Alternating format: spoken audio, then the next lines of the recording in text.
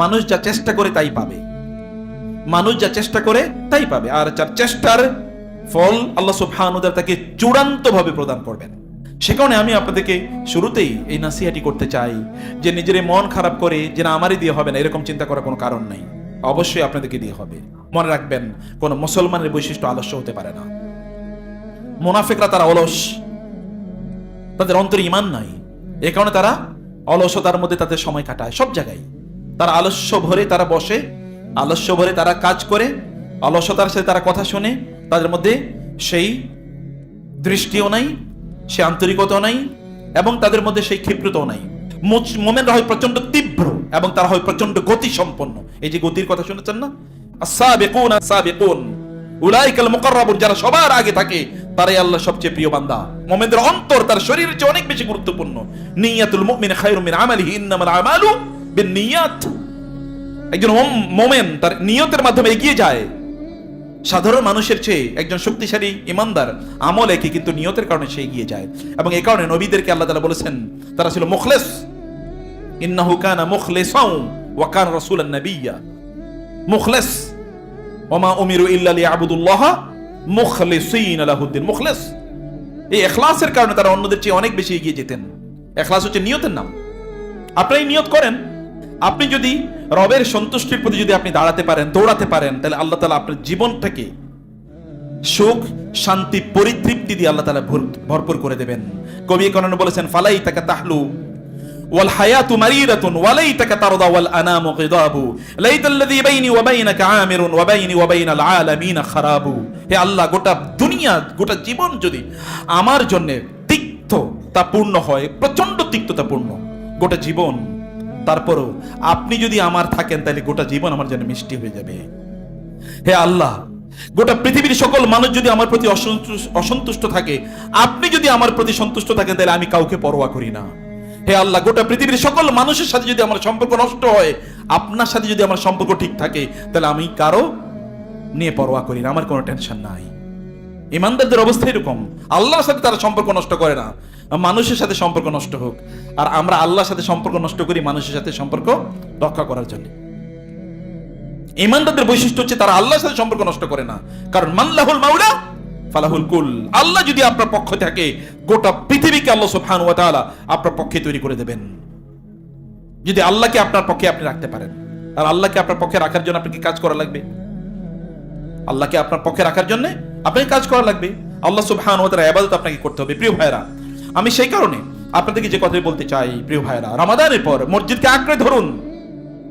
রমাদানের পর মসজিদকে আঁকড়ে ধরুন, মসজিদকে আপনাদের ঠিকানা বানান। রাসূলুল্লাহ সাল্লাল্লাহু আলাইহি ওয়াসাল্লাম বলেছেন বাদিরু বিল আমালি ফিতরান কাকাতাইল লাইলিল মুসলিম। তোমাদের কাছে অন্ধকার রাতের টুকরার মতো ফিতনাগুলো আসার পূর্বে তোমরা ভালো কাজগুলো দ্রুত করা শুরু করে দাও। চারিদিকে দেখেন না ফিতনার পরিস্থিতি কি? ঈমান যায় যায় একটা অবস্থা, প্রত্যেকটা সেকেন্ডেই, প্রতিটি সেকেন্ডে আমাদের ঈমান যায় যায় অবস্থা।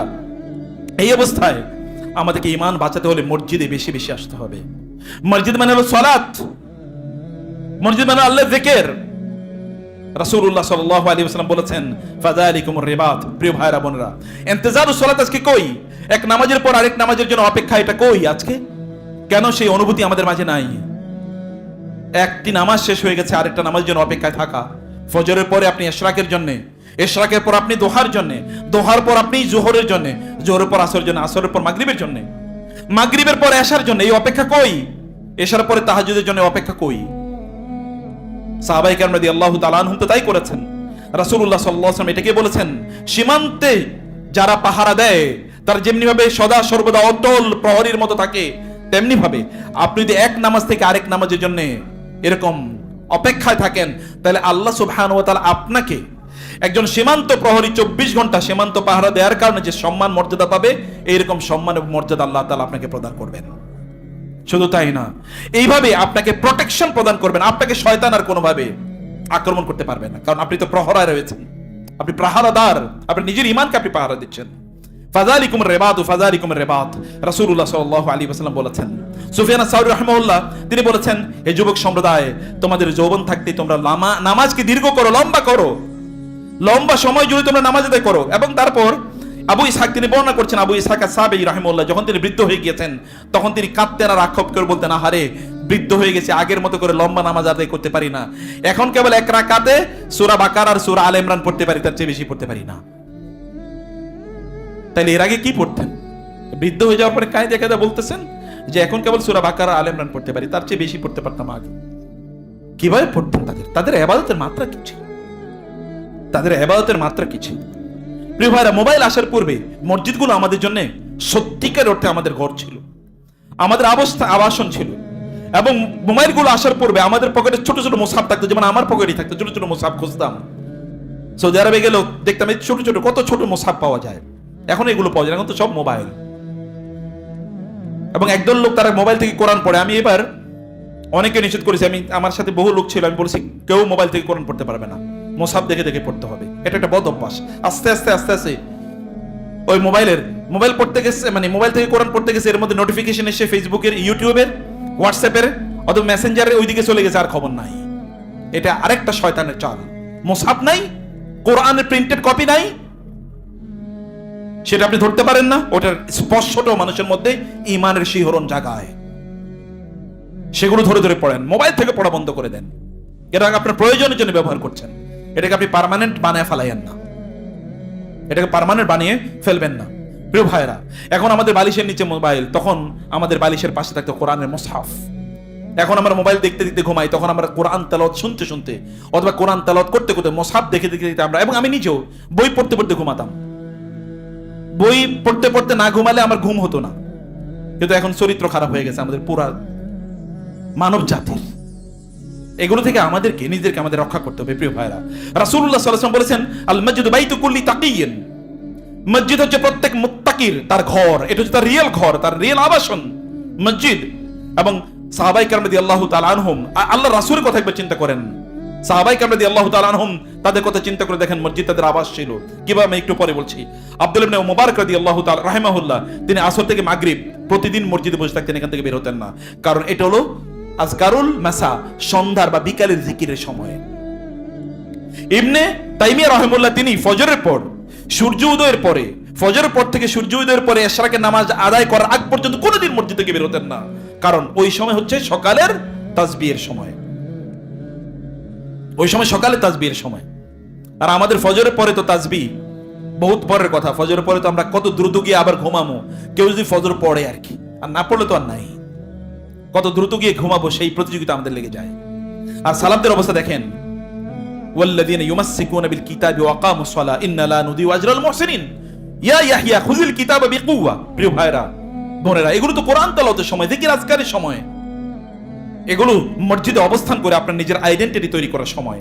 আইডেন্টিটিটা কোনোভাবেই নষ্ট করে দেওয়ার কোনো সুযোগ নাই।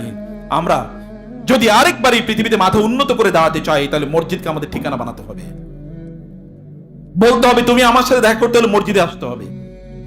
যদি উম্মাহ কোনোদিন এই কথা বলতে পারে, যদি মসজিদ কেন্দ্রিক সমাজ হয় যেমনি ভাবে রাসূল সাল্লাল্লাহু আলাইহি ওয়াসাল্লামের সময় ছিল, তাইলে এই উম্মাহ আবার গোটা পৃথিবী নিয়ন্ত্রণ করবে, আদারওয়াইজ পারবে না, আদারওয়াইজ পারবে না। আপনি আপনার অফিসে অথবা কফি হাউসে অথবা চাইনিজ রেস্টুরেন্টে অথবা চিপায় অথবা কোনায় বিভিন্ন জায়গায় আপনি তাকে মিটিং এবং ডেটিং এর সময় দেবেন, পার্কে অথবা কোথাও মানে বিচে, এগুলোতে আপনি তাকে সময় দেবেন, ওইখানে আইসো, ওইখানে আমার সাক্ষাৎ হবে, তাইলে এই জাতি দিয়ে কিচ্ছু হবে না। এগুলো ইহুদি খ্রিস্টান হিন্দু বৌদ্ধদের মতোই। যেদিন আপনি বলতে পারবেন জোহরের পরে মসজিদ আমার সাথে সাক্ষাৎ হবে, আসরের পরে মসজিদে সাক্ষাৎ, মাগরিবের পরে অথবা মাগরিবের আগে তুমি আসো, আমি মসজিদে বসে থাকবো, বুঝবেন সেই দিন আপনি উম্মার প্রকৃত সদস্য, রাসূল সাল্লাল্লাহু আলাইহি ওয়াসাল্লামের প্রকৃত উম্মাহ এর অন্তর্ভুক্ত আপনি হতে পেরেছেন। প্রিয় ভাইরা, আমাদের তো তাই হওয়া উচিত। মসজিদ আমাদের সত্যিকারের আইডেন্টিটি, আমাদের সত্যিকারের পরিচয়। রাসূলুল্লাহ সাল্লাল্লাহু আলাইহি ওয়াসাল্লাম সে কথা বলেছেন, আল মসজিদু বাইতু কুল্লি তাকিয়্যিন, প্রত্যেক মুত্তাকি ব্যক্তি আপনার তাকওয়া আছে কিনা এটা প্রমাণ হয় এই হাদিসের উপর ভিত্তি করে। একজন মুত্তাকির ঘর হচ্ছে মসজিদ, সে তার ঘরে কেবল ঘুমাতে যায় আর বাকি সময়টা সে হয়তো মসজিদে অথবা মসজিদের সংশ্লিষ্ট কাজ করে। আমি বলছি না ব্যবসা বাণিজ্য করবে না, ব্যবসা বাণিজ্য করবে, কিন্তু আবার ফিরে আসবে মসজিদে। রিজালুন লা তুলহিহিম তিজারাতুন ওয়ালা বাইউন আন যিকরিল্লাহ। অধিকাংশ লোকেরাই পুরুষ মনে করে যে শরীরে একটা পার্টিকুলার অঙ্গ থাকলে হলো পুরুষ। আল্লাহ তাআলা বলেন না, এগুলো পুরুষ না, এগুলো অনেকটাই হিজড়া। এগুলো কি? অধিকাংশ হিজড়া। এগুলো হচ্ছে নপুংসক, এগুলো হচ্ছে থার্ড জেন্ডার বলতে কোনো কিছু নাই, এটা LGBT এদের বানানো একটা ইস্যু। এগুলো হচ্ছে সত্যি করতে কি, এগুলো হচ্ছে আসলে নপুংসক, খুনসা, নট উনসা, নট জাকার, পুরুষ না কিন্তু মহিলাদের অর্ধেক মহিলার বাকি অর্ধেক পুরুষ, এটা বলে খুনসা। কি, যারা মসজিদে আসে না, এটা হলো খুনসা। এবং আপনার ঘরে যদি এরকম কোন খুনসা থাকে তাহলে তাড়াতাড়ি ওরে পুরুষ বানান। রিজালুন, আল্লাহ তাআলা বলেছেন লা তুলহিম তিজারাতুন ওয়ালা বাইউন আন যিকরিল্লাহ। একদল পুরুষ, তারাই সত্যিকার অর্থে পুরুষ, যাদেরকে কোনো ব্যবসা বাণিজ্য, কোনো চাকরি বাকরি, মিটিং সিটিং ইটিং পলিটিক্স, কোনো কিছু তাকে আল্লাহর ঘর থেকে দূরে রাখতে পারে না। ওয়া ইকামিস সালাহ, নামাজ আদায় করে, ওয়া ইতাইজ যাকাত। সেই ব্যক্তিরা সত্যি করতে রাসূলুল্লাহ সাল্লাল্লাহু আলাইহি ওয়াসাল্লাম বলেছেন, যে ব্যক্তি ওয়াতাকাফফালাল্লাহু লিমান কানাল মাসজিদু বাইতাহু বির-রাহি ওয়ার-রাহমা, কোন একজন ব্যক্তি যদি মসজিদকে তার ঘর বানায়, তার ঠিকানা বানায়, তাহলে আল্লাহ তাআলা তাকে শান্তি, সুখ এবং রহমত দিয়ে ভরপুর করে দেন। আল্লাহ তার দায়িত্ব নেন যে তার অন্তরটাকে আল্লাহ সুখ দিয়ে তাকাফফালা, আল্লাহ তাআলা তার কফিল হয়ে যান, তার দায়িত্বশীল হয়ে যান। এবং কি ওয়াল জাওয়াজ আলা সিরাত ইলা রিদওয়ানিল্লাহি ইলাল জান্নাহ, আল্লাহ তাআলা এই ব্যক্তির দায়িত্ব নেন পুল সিরাত পার হয়ে তাকে জান্নাতে পৌঁছিয়ে দেয়ার, আল্লাহ তাআলা দায়িত্ব নেন। সহিহ হাদিস, ইমাম তাবারানী উল্লেখ করেছেন, নাসিরুদ্দিন আলবানী হাদিসটিকে সহিহ বলেছেন। আব্দুল্লাহ ইবনে আমর রাদিয়াল্লাহু তিনি বলেন, রাসূলুল্লাহ সাল্লাল্লাহু আলাইহি ওয়াসাল্লামের সাথে একবার আমরা মাগরিবের নামাজ আদায় করলাম। এরপরে যারা চলে যাওয়ার গেল, যারা মসজিদে বসে থাকলো, হঠাৎ করে রাসূলুল্লাহ সাল্লাল্লাহু আলাইহি ওয়াসাল্লাম খুব হন্তদন্ত হয়ে দৌড়ে তিনি আমাদের কাছে আসলেন এবং তার নিঃশ্বাস মানে এমন ভাবে তিনি নিচ্ছিলেন যেন শ্বাস বন্ধ হয়ে যাবে, উঠানামা করছিল এবং রাসূলুল্লাহ সাল্লাল্লাহু আলাইহি ওয়াসাল্লাম মনে হচ্ছে হোঁচট খেয়ে পড়বেন তার হাঁটুর উপরে, এমন ভাবে তিনি দৌড়ে আসলেন। সে বললেন, আবশিরু আবশিরু, তোমাদের জন্য সুসংবাদ সুসংবাদ, যারা আমরা মসজিদে বসা ছিলাম। তিনি বললেন, হাযা রাব্বুকুম কাদ ফাতাহা বাবাম মিন আবওয়াবিস সামাই, তোমাদের রব আসমানের একটা দরজা খুলে এবার তিনি ফেরেশতাদেরকে ডেকে তোমাদের নিয়ে অহংকার করে বলছেন, উনজুরু ইলা ইবাদি, আমার এই বান্দাগুলোর দিকে তাকাও, কদ কাদাউ ফরিদাতান, তারা ফরজ নামাজ আদায় করার পর ওহুম ইয়ান্তাজিরুনা উখরা, তারা আরেকটা ফরজের অপেক্ষায় এখানে বসে আছে। তো যদি মারা যায়, আদখালাহুল্লাহুল জান্নাহ, আল্লাহ তাআলা তাকে জান্নাতে নেয়ার দায়িত্ব নিয়ে নিলেন।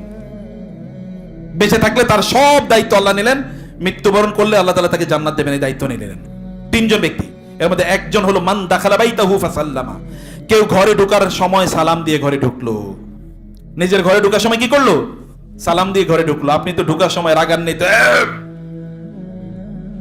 এরকম, কিন্তু ঘরে ঢোকার সময় কি আসসালামু আলাইকুম ওয়া রাহমাতুল্লাহি ওয়া বারাকাতুহু, এটা বলে কেউ যদি ঘরে ঢোকে, ফাহুয়া দামিনুন আলাল্লাহ, এই ব্যক্তির দায়িত্ব আল্লাহ সুবহানাহু ওয়া তাআলা নিয়ে নেন।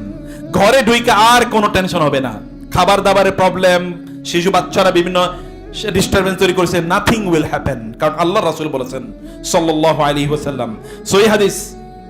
এটা ইবনে হিব্বান তার আবু দাউদ ইবনে হিব্বান তার এবং নাসিরুদ্দিন আলবানী প্রত্যেকে এটা সহিহ গ্রন্থে উল্লেখ করেছেন। এবং দুই নম্বর বিষয় হচ্ছে যে ওমান খারাজা ইলাল মসজিদ ফাহুয়া দামিনুন আলাল্লাহ, কেউ যদি মসজিদে যাওয়ার জন্য ঘর থেকে বের হয়, তাইলে এই ব্যক্তির ফুল জিম্মাদারি আল্লাহ তাআলা নিয়ে নেন। এবং তিন নম্বর, ওমান খারাজা ফি সাবিলিল্লাহ ফাহুয়া দামিনুন আলাল্লাহ, কেউ যদি আল্লাহর রাস্তায় বের হয়, দাওয়াত দেওয়ার জন্য, মানুষকে জিহাদ করার জন্য, দান সাদাকা করার জন্য অথবা হজ করার জন্য, এই সকল ব্যক্তিদের দায়িত্ব আল্লাহ তাআলা নিয়ে নেন, আল্লাহ তাআলা জিম্মাদারি নিয়ে নেন।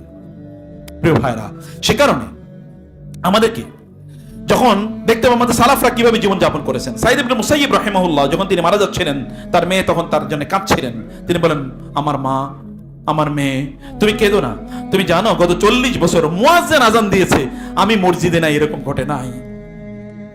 মুয়াজ্জিন আযান দিয়েছে কিন্তু আমি মসজিদে নাই, এরকম ঘটে নাই। আমি মসজিদে, তারপরে মুয়াজ্জিন আযান দিয়েছে, মানে মুয়াজ্জিনের আযানের আগে আমি মসজিদে গিয়ে প্রবেশ করেছি, এটা হয়েছে। কেঁদো না, আল্লাহ আমাকে ক্ষমা করে দেবেন, তোমার বাবার জন্য দোয়া করো। এটা ছিল তাদের অবস্থা। আল আমাশ তিনি বলেছেন, আমি গত 50 বছর তাকবীরে তাহরিম আমার ছুটে নাই। আল আমাশ সুলাইমান আল আমাশ, গত 50 বছর তাকবীরে তাহরিম ছুটে নাই। আপনি বলতে পারেন গত 1 মাস ছুটে নেই, এরকম বলা যায়? আর আল্লাহ রাসূল বলেছেন, কেউ যদি 40 দিন তাকবীরে তাহরিমার সাথে নামাজ আদায় করতে পারে, কুতিবাত লাহু বারাআতান, তার জন্য দুটো মুক্তি আল্লাহ তাআলা লিখে দেন। এর মধ্যে একটা হচ্ছে কি, তার অন্তরে কোনোদিন নেফাকি থাকবে না, সেই ব্যক্তি কোনোদিন জাহান্নামে যাবে না। 40 দিন, আর এরা 50 বছর করছে। তাদের ইবাদতের মাত্রা কি? প্রিয় ভাইরা, সম্মানিত বোনেরা, রাসূলুল্লাহ সাল্লাল্লাহু আলাইহি ওয়াসাল্লাম নামাজের পর গোল হয়ে বসলেন, ফজরের নামাজের পর। এবং বললেন, মান আসবাহা মিনকুম আল ইয়াউমা সাইমান, তোমাদের মধ্যে আজকে কে রোজা রেখেছো? আবু বকর হাত তুলে বলেন আমি। বলেন, মান তাবিআ মিনকুম আল ইয়াউমা জানাজাতান, কে আজকে জানাজার নামাজে অংশগ্রহণ করেছে? আবু বকর বলেন আমি। মান আতআ মিনকুম আল ইয়াউমা মিসকিনান, কে আজকে মিসকিনকে খাওয়িয়েছে? আবু বকর দাঁড়িয়ে বলেন আমি। মান আদা মিনকুম আল ইয়াউমা মারিদান, আজকে কে একজন রোগীর সেবা করেছে? আবু বকর দাঁড়িয়ে বলেন আমি। রাসূল সাল্লাল্লাহু আলাইহি ওয়াসাল্লাম জয়ী প্রশ্ন করেন আগে বলেন আবু বকর আমি। রাসূল বলেন, মা ইস্তামানা ফি ইমরিইন ইল্লা দাখালাল জান্নাহ, কোন একজন ব্যক্তি যদি এতগুলো কাজ একসাথে করতে পারে সে নিশ্চিতভাবে জান্নাতে যাবে। বলেন আজকে সকাল থেকে কয়টা ভালো কাজ করছি? কয়টা বলতে পারেন? এরা ছিল উম্মার রিয়েল অ্যাসেট, এরাই ছিল উম্মার রিয়েল অ্যাসেট। প্রিয় ভাইরা, রাসূলুল্লাহ সাল্লাল্লাহু আলাইহি ওয়াসাল্লাম যখন এই কথা বললেন তখন আবু বকর রাদিয়াল্লাহু বললেন, ইয়া রাসূলুল্লাহ, আপনি তো বলেছেন যে প্রত্যেকটা ইবাদতের জন্য একটা দরজা আছে। নামাজের দরজা, নামাজ সেখান দিয়ে ডাকবে, সিয়াম, সালাত, সাদাকা, হজ। এমন কি কোনো মানুষ আছে সবগুলো দরজা ওই ব্যক্তিকে ডাকবে যে তুমি আমার দরজা দিয়ে জান্নাতে প্রবেশ করে দিলে আমি অনেক বেশি ধন্য হব? বলে হ্যাঁ আছে। কে? তুমি। একজন আবু বকর ওয়েট কত দেখেন, হ্যাঁ আপনিই হবেন আমি আশা করি সেই ব্যক্তি যাকে সবগুলো দরজা ডাকবে। এরকম একটা এলিট ক্লাসের মানুষ হওয়া লাগে। চেষ্টা করেন কতগুলো দরজা দিয়ে প্রবেশ করতে পারেন জান্নাতে। এটাই তো প্রতিযোগিতা। ফাস্তাবিকুল খায়রাত, তোমরা ভালো কাজে প্রতিযোগিতা করো। লোকমান আলাইহিস সালাম তার ছেলেকে বলেছেন, ইয়া বুনাইয়া আকিমিস সালাহ, হে আমার প্রিয় বৎস তুমি নামাজ কায়েম করো, তুমি নামাজ আদায় করো। প্রিয় ভাইরা, তাসবিহ, তাহলিল, কোরআন, নামাজ, এগুলো মানুষকে কি প্রশান্তি দেয় জানেন?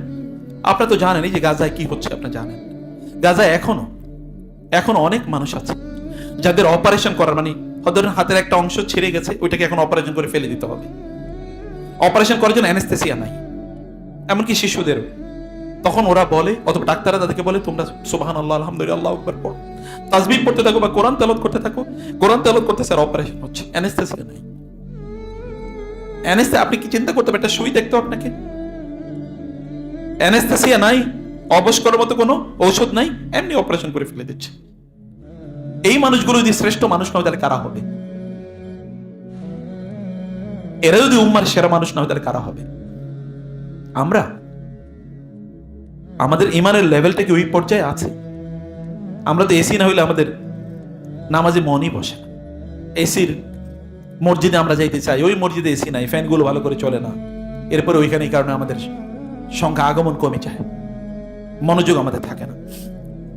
আল্লামা ইকবাল আমাদের এই অবস্থার কথা লক্ষ্য করে শত বছর আগে তিনি বলে গেছেন, আরাত তাফকির আদরাকাহু খুমুল ওয়ালাম তাবকাল আযাইম ফি ইশতিআলি ওয়া আসবা ওয়াজুকুম মিন গায়রি নূরিন ওয়ালা সিহরুন ইয়াতুল্লু মিনাল মাকালি ওয়া ইনদান নাসি ফালসাফাতুন ওয়া ফিকরুন ওয়ালাকিন আইনা তালকিনুল গাযালি ওয়াজালজালাতুল আযানি বিকুল্লি হাইয়িন ওয়ালাকিন আইনা সাওতুম মিন বিলালি মানা এরকম আলাত ফি কুল্লি সাহিন ওয়া মাসজিদুকুম মিনাল উব্বাদি খালি। তিনি বলেছেন, আমি দেখছি চিন্তা ভাবনায় স্থির হয়ে গেছে তোমরা মুসলিম উম্মাহ। আমি দেখেছি সংকল্পের সেই আগুন এখন তোমাদের মাঝে নাই। তোমাদের মধ্যে সেই আবু বকর, ওমর, ওসমান, খালিদ ইবনে ওয়ালিদের মতো সেই চিন্তার এবং সেই ইচ্ছার, সেই ডিসিশনে, সেই সিদ্ধান্তের আগুন তোমাদের মাঝে নাই। তোমাদের উপদেশগুলো আজ আলোকহীন, ওয়াজ নসিহত চলছে, কিন্তু কোনো মানুষের মধ্যে পরিবর্তন হয় না। ইউটিউবে লেকচারের পর লেকচার, কিন্তু কোনো পরিবর্তন নাই, সব আগের চেয়ে আরো খারাপ অবস্থা। এত ওয়াজ নসিহত, এত মসজিদে খুতবা, এত লম্বা খুতবা, এত আলোচনা, কিন্তু কোনো পরিবর্তন নাই। মানুষ যেন সব কি খমুল, এগুলো সব পাথর হয়ে গেছে, এরকম একটা অবস্থা। ওয়ালা সিহরুন ইয়াতুল্লু মিনাল মাকালি, এবং তোমাদের কথা থেকে আজকে সেই সাহাবায়ে কেরাম রাসূল সাল্লাল্লাহু আলাইহি ওয়াসাল্লামের মতো ওইরকম জাদুর ফুল ছুরি ছড়ে না, এগুলো মানুষকে আকর্ষণ করে না। কি হয়েছে তোমাদের আজকে? মানুষের কাছে আজকে আছে প্রচুর পরিমাণ দর্শন এবং তার নতুন চিন্তা ফিকির নিয়ে তারা চলছে, কিন্তু ওয়ালাকিন আইনা তালকিনুল গাযালি, তোমাদের কাছে এরকম আছে, তোমরা অনেক কিছু রাজনীতির, তোমাদের কাছে মানে দর্শন এবং থিওরির অভাব নাই, কিন্তু ইমাম গাযালি সে তালকিন কই? গাযালি তো মানুষের আত্মাকে পরিশুদ্ধ করেছে, তোমাদের আত্মার পরিশুদ্ধি আজকে নাই, একটা গাযালি তোমাদের মধ্যে নাই। তোমাদের আজকে অবস্থায় ওয়াজাল জালাতুল আযানি বিকুল্লি হাইয়িন, সব জায়গায় মিম্বার থেকে চিৎকার করে আজানের ধ্বনি শোনা যায়, ওয়ালাকিন আইনা সাওতুম মিন বেলালি, কিন্তু বেলালে সেই মধুর স্বর কই? যে স্বর মানুষকে আকর্ষণ করতে মসজিদে টাইনা নিয়ে আসতো, সেই স্বর আজকে মসজিদ থেকে ভেসে আসে না কেন? আজান তো ঠিকই আছে, কিন্তু আজানে সেই স্পিরিট নাই কেন? এবং মানা এরকম আলাত ফি কুল্লি সাইন, সব জায়গায় বিশাল বিশাল মিনার। কিন্তু ওয়ামাসজিদুকুম মিনাল উব্বাদি খালি, কিন্তু মসজিদগুলোতে আজ ইবাদত গুজার নাই। গ্রাম অঞ্চলে গিয়ে দেখেন কি বিশাল মসজিদ, প্রথম কাতারই মানুষ নেই, এই মসজিদ ওই মসজিদ, ওইটার পর ওইটা মসজিদ। আর যারা ইউরোপ আমেরিকাতে থাকে তারা তো মসজিদ বানানো এটা তাদের একটা ব্যবসা অথবা প্রেস্টিজ। আমি ওই মসজিদের সভাপতি, মুসল্লি হলো 5 জন, এর মধ্যে $1 মিলিয়ন দিয়ে কিনছে, আর আমিও এলাকা একটা মসজিদ বানাইছি, এরকম একটা ভাব। এবং আপনাদেরকে বলি, আপনাদের একটা ত্রুটি দোষ আছে। এই সাধারণ মানুষ কিছু টাকা পয়সা হইলে আমি একটা মাদ্রাসা বানাবো, এরপর একটা বিল্ডিং বানাই, এরপর আর খবর নাই। আপনি মাদ্রাসা চালানোর কোনো, আপনার তো সেই অভিজ্ঞতা নেই, আপনি জানেনও না এই জাতীয় পড়াশোনাটা কি। আপনি একজন দায়িত্বশীল আলেমকে দায়িত্ব দেন যে ভাই আমি আপনাকে এরকম একটা দায়িত্ব দিতে চাই, এরকম একটা কিছু আপনি করেন। যুগ যুগ ধরে উম্মা এই কাজ করছে, আর এখন আমাদের একদল পণ্ডিত বাইরে এসে কিছু টাকা পয়সার মালিক হয়েছে, নিজে একটা বানাইবো। আমি বহু জায়গায় দেখছি এরকম বিল্ডিং পড়ে আছে, কোনো কাম নাই। এখন আমাদেরকে বলেছেন আপনি এই সেটা নেন, আমি ওটা নিয়ে কি করবো? আবার বহুত লোক আছে আপনার জায়গা দেবো, ভাই জায়গার দাম হলো 1 কোটি টাকা আর বিল্ডিং এর দাম হলো 20 কোটি টাকা। আপনার জায়গা দেবো, আপনি এই সেটা বিল্ডিং বানান, কয়েকদিন পরে বলবেন আপনি কে, এই জায়গার তো মালিক আমি। এরকম হাজার হাজার ঘটনা আছে। এইভাবে চলে না, এটা কোনো সিস্টেম না, এটা কোনো দিনের, এগুলো দিনের হচ্ছে অপ্রয়োজনীয় আবেগ। এই আবেগকে আপনাদেরকে নিয়ন্ত্রণ করতে হবে প্রিয় ভাইরা। যাই হোক, আমি লাস্ট যে পয়েন্টে আপনাদের দৃষ্টি আকর্ষণ করতে চাই সেটা হচ্ছে যে তাহাজ্জুদ। তাহাজ্জুদ হচ্ছে বিজয়ের চাবিকাঠি। রমাদান আপনারা তাহাজ্জুদ আদায় করেছেন, রমাদানের বাইরে কি তাহাজ্জুদ নাই? বিজয়ের চাবিকাঠি। একবার চিন্তা করে দেখেন রাসূল ইসলাম, আপনি একবার চিন্তা করে দেখেন, এখন আপনি যখন দাওয়াত দেন, আমরা মসজিদে কথা বলি, কারণ আমি জানি বাংলাদেশে 18 কোটি লোক আছে, এর মধ্যে প্রায় 14 কোটি মুসলমান। অতএব কেউ কিছু কইলে 14 কোটি লোক আমাদের পক্ষে দাঁড়াবে, এরকম আমাদের একটা কমপক্ষে ইসলামের পক্ষে কথা বলবে। যেগুলো মুনাফিক আছে এগুলো কথা বাদ দেই, কমপক্ষে ইসলামের পক্ষে কথা বলবে লোকজন, এরকম একটা ভাব আছে। সারা পৃথিবীতে যদি আপনি ইসলামের দাওয়াত দিতে যান, আপনি জানেন গোটা পৃথিবীর 20% লোক আপনার পক্ষে আছে। কিন্তু যখন মক্কায় একা রাসূল ইসলাম গিয়ে বলছিলেন চাচাকে আবু লাহাবকে যে আল্লাহ আমাকে নবী হিসেবে পাঠিয়েছেন, আমার উপর কোরআন নাজিল করছেন, তখন ব্যাপারটা কি এত সহজ ছিল? নো, এত সহজ ছিল না। যারা ফেরি করে জিনিসপত্র বেচে আপনার দরজায় আইসা বলে ভাই এই জিনিসটা কিনবেন কিনা, আপনি বললেন যাও গিয়া, পরের দিন যখন আবার আসবে তখন দরজা খুলবেন নাকি? আর যদি দরজা খোলেন না তখন কি বলবেন? তোমার গতকাল আমি ভাগাইছিলাম না, আবার আইসো কেন? তৃতীয় দিন আসলে এরপরে দেখেন আপনি তো তার মুখের সামনে এটা দরজা ছুড়ে মারবেন, তুমি আবার আইসো। এই কথা কি রাসূলের জন্য ঘটে নাই? এই কথা কি ঘটে নাই? লোকেরা কি তাকে বলে নাই পাগল? লোকেরা কি তাকে বলে নাই মিথ্যুক? লোকেরা কি তাকে বলে নাই নিজে বানাইছে? লোকেরা কি তাকে বলে নাই যে বালা আল্লামহু, যে তাকে অমুকে শিখাইছে? একজন গোলামুন নাসরানিয়ুন, এক খ্রিস্টান তাকে শিখাইছে, এগুলোকে লোকেরা বলে নাই? এরকম অসংখ্য যন্ত্রণা। আর এটা কি 1-2 মিনিট, 1-2 ঘন্টা? সারাটা দিন তো তিনি দাওয়াত দিয়েছেন, সারাটা দিন দাওয়াত দিয়েছেন, মনটা খুবই খারাপ। এই লোকগুলো যেন তিনি করেছেন, এরা জানে তিনি পরম সত্যবাদী, পরম বিশ্বস্ত, তিনি মক্কার সবচেয়ে সম্ভ্রান্ত বংশের মানুষ। তার চাচা, তার দাদা ছিল এখানকার সবচেয়ে বড় নেতা, তার দাদা এখানে জমজম আবার নতুন করে কূপ খনন করেছে, এবং তার দাদার উপস্থিতিতে, আব্দুল মুত্তালিবের উপস্থিতিতে আব্রাহা ধ্বংস হয়ে গেছে। তার চাচা এখানকার নেতা আবু তালেব, তারপরেও তার উপর কি জুলুম না অত্যাচার করেছে। তিনি খাদিজাকে বিয়ে করার পর রাদিয়াল্লাহু তাআলা আনহা সব সম্পদ এদের জন্য ব্যয় করেছেন। তাদের বিপদ আপদ হলেই তারা তার কাছে দৌড়ে আসে, কিন্তু তারপর তার মুখের উপর বলছে মিথ্যাবাদী, তাকে গালিগালাজ করছে, তাকে উপহাস করছে, ঠাট্টা করছে। তার প্রতি যারা ঈমান এনেছে তাদেরকে তারা দিয়েছে, অত্যাচার করেছে, জুলুম করেছে। গালিগালাজের কোন সীমা নাই। তাকে হত্যা করার জন্য পরিকল্পনা করেছে, ওটের নারী বুড়িগুলো তার উপর চাপিয়ে দিয়েছে। এরপরে তার মনটা ভালো থাকে কেমনে? মনটা ভালো থাকে কিভাবে? কিন্তু আল্লাহ তাআলা বললেন আপনার একটা কাজ আছে। কাজ হলো কি? আপনি রাতের বেলা কুমিল লাইলা ইল্লা কালিলা নিসফাহু আও ইনকুস মিনহু কালিলা আও জিদ আলাইহি ওয়ারাত্তিলিল কুরআনা তারতিলা ইন্না সানুলকি আলাইকা কাওলান সাকিলা ইন্না নাশিআতাল লাইলি হিয়া আশাদ্দু ওয়াতআ ওয়া আকওয়ামু কিলা। রাতের নামাজ আদায় করুন। দিনের বেলা আপনার মনের যত কষ্ট এবং যন্ত্রণা আছে আমি রাতের নামাজের কারণে সব দূর করে দেব। নামাজ পড়তেছে রাতে, দিনের সব যন্ত্রণা ভুলে গেছে। এবার দিনে আবার পরের দিন আবার নতুন উদ্যম নিয়ে তিনি দাওয়াতি কাজ করেছে। আর আপনার রাতের নামাজ আদায় করবেন না আর মনে করবেন যে আপনারা ভালো থাকবেন মনের দিক থেকে, কিভাবে সম্ভব? সালাত, রাতের সালাত মানুষকে যত ধরনের খারাপ চিন্তা আছে সব দূর করে দেয়, মানুষকে পরিশুদ্ধ মানুষে রূপান্তরিত করে। আল্লাহ তাআলা তার রাসূলকে বলেছে ইন্না সানুলকি আলাইকা কাওলান সাকিলা ইন্না লাকা ফিন নাহারি সাবহান তাওয়িলা। দিনের বেলা আপনার প্রচুর পরিমাণ কাজ আছে, এই কারণে রাতে আপনাকে নামাজ আদায় করতে হবে। রাতে নামাজ আদায় করে তিনি এনার্জি গেইন করতেন, তার মনটাকে পুত পবিত্র করতেন, পরিচ্ছন্ন করতেন, পবিত্র করতেন এবং শক্তিশালী করতেন। এবং এই কারণে রাসূল ইসলামের উপর যখন জুলুম নির্যাতন চালানো শুরু করে দিল, আল্লাহ তাআলা বলেন কম ফাংজির, দাঁড়ান, মানুষকে গিয়ে সতর্ক করুন, ওয়ারাব্বাকা ফাকাব্বির, আপনার রবের তাকবীর করুন, ওয়াসিয়াবাকা ফাতাহির, নামাজ পড়তে হবে, এই কারণে জামা কাপড় পরিষ্কার করুন। আল্লাহ সুবহানাহু ওয়া তাআলা কম, দাঁড়ান, নামাজে দাঁড়িয়ে যাবেন। আল্লাহ সুবহানাহু ওয়া তাআলা রাসূলের উপর ফরজ করে দিয়েছেন। এবং আপনি জানেন 5 ওয়াক্ত নামাজ ফরজ হওয়ার পূর্বে এই কিয়ামুল লাইল, রাতের নামাজ মুসলমানদের উপর ফরজ ছিল। সেটা মুসলমানরা ছাড়ে কেমনে? আপনি তো এখনো সে রাতের নামাজ এখনো তো আপনার জন্য আছে। প্রিয় ভাইরা, গোটা পৃথিবীতে মুসলমানরা মার খাচ্ছে, আপনার কিছুই করণীয় নেই, কিন্তু রাতের তাহাজ্জুদও কি নাই আপনার? রাতের তাহাজ্জুদে না দাঁড়িয়ে কি আপনি বলতে পারেন না আল্লাহ তুমি উম্মার কষ্ট দূর করে দাও? এই প্রার্থনা, এই ফরিয়াদকে আপনি জানাতে পারেন না? এই ফরিয়াদ জানাতে সুযোগ আছে আপনার, এতটুকু তো কমপক্ষে আমরা করতে পারি। আল্লাহ সুবহানাহু ওয়া তাআলা তার রাসূলকে যখন মদিনা যাওয়ার নির্দেশ দিলেন, মদিনা গিয়েই তিনি সর্বপ্রথম যে বক্তব্যটি দিয়েছেন, আইয়ুহান নাস, হে লোকেরা, আফশুস সালাম, তোমরা সালামের প্রচলন করো, ওয়াতিমুত তাআম, মানুষকে খাবার খাওয়াও, ওয়াসাল্লু ওয়াসিলুল আরহাম, আত্মীয়তার সম্পর্ক রক্ষা করো, ওয়াসাল্লু ওয়ান নাসু নিয়াম, মানুষ যখন ঘুমিয়ে থাকে তখন তোমরা নামাজ আদায় করো, তাদখুলুল জান্নাতা বিসালাম, তাহলে তোমরা শান্তিতে জান্নাতে প্রবেশ করতে পারবা। মক্কায় যখন নির্যাতনের মুখে তখনও নামাজ, মদিনায় যখন ইসলামের রাষ্ট্র প্রতিষ্ঠা করবে তখনও নামাজ, তাহাজ্জুদের নামাজ, কিয়ামুল লাইল। আপনি সেটি ছাড়া কিভাবে আপনি দিনের কথা চিন্তা করতে পারেন? কোনোদিন হতেই পারে না।